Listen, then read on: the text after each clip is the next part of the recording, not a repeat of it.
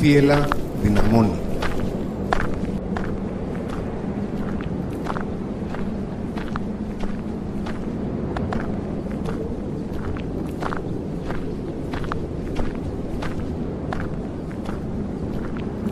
Η άμμος τον μαστιγώνει.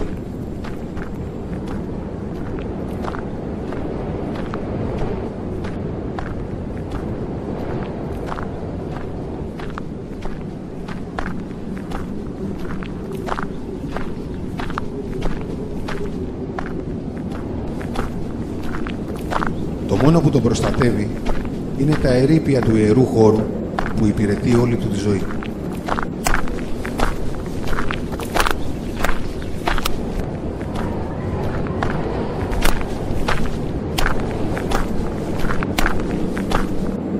Το καθήκον του.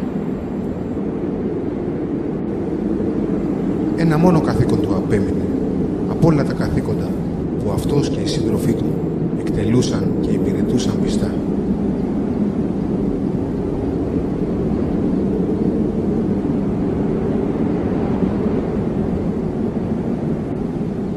Είναι ο τελευταίος μύστης.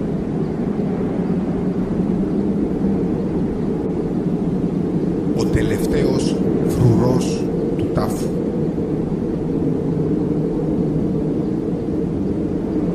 Ο τελευταίος των Ιξάλλων.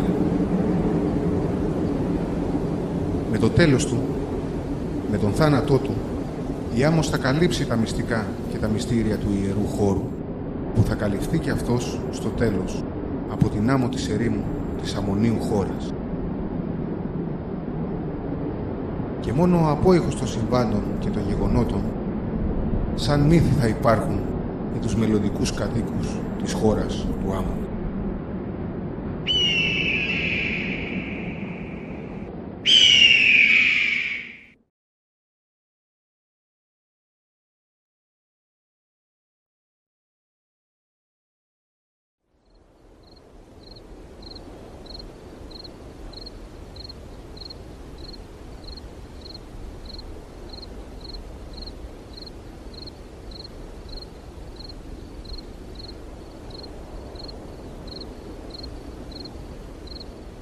Αλέξανδρε, ιε του άμμονος, αείπητε, Κύριε όλων των χωρών, σύ που ενώθεις με τους θεούς.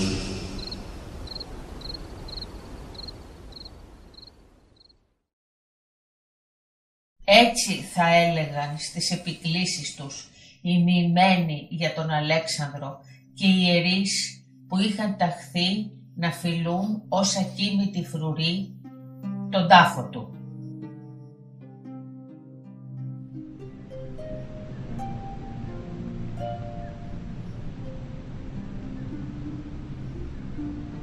Οι τελευταίοι φρουροί του τάφου γνωρίζομαι από νεότερη μαρτυρία του 1920 από τον διοικητή τότε της Οάσεως ότι ήσαν οι Ιξάλλα οι οποίοι ζούσαν απομονωμένοι και δεν θέλανε καμία επαφή με τους άλλους κατοίκους της Όασης, διότι θεωρούσαν τον εαυτό τους ανώτερο. Όταν πέθανε και ο τελευταίος φρουρός του τάφου, τότε, σύμφωνα με τους θρύλους και μύθους των γηγενών, των Σιανών δηλαδή, ενεδίθησαν διάφορα πνεύματα τη μορφή φιδιών και σκορπιών και συνέχισαν να φυλάσσουν το μνημείο. Γι' αυτό το λόγο, τα φίδια και οι σκορπιοί θεωρούνται στην Όαση ιερά και αποφεύγουν να τα σκοτώσουν. Αν όμως αναγκαστούν να κάνουν κάτι τέτοιο, τότε τα θάβουν με τελετουργικό τρόπο, ακριβώς γιατί είναι δαίμονες που έχουν πάρει αυτή τη μορφή. Τι να πει κανείς για τον Αλέξανδρο? Έχουν λεχθεί τόσα πολλά και για την προσωπικότητά του και την στρατηγική του ιδιοφυΐα, που νομίζω ότι έχουν καλυφθεί τα πάντα.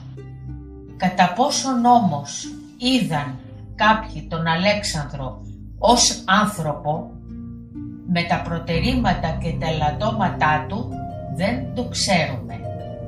Και ίσως αυτό πρέπει να εστιάσουμε για τον Αλέξανδρο.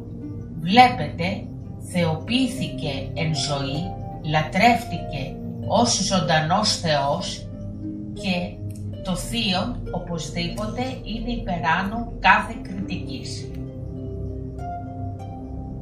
Αυτά ίσως για μία μικρή εισαγωγή όσων επακολουθήσουν από εδώ και μπρος και αφορούν τον τάφο του Αλεξάνδρου και γενικά τον χώρο που επέλεξε ο ίδιος να ταφεί, όπως είχε πει στον πιστό του σύντροφο Πτολεμαίο, αλλά και σε άλλους, με τις πληροφορίες αυτές που έχουμε από τις στρατιωτικές εφημερίδες της εποχής του και από τους συγγραφείς που έγραψαν γι' αυτό αργότερα.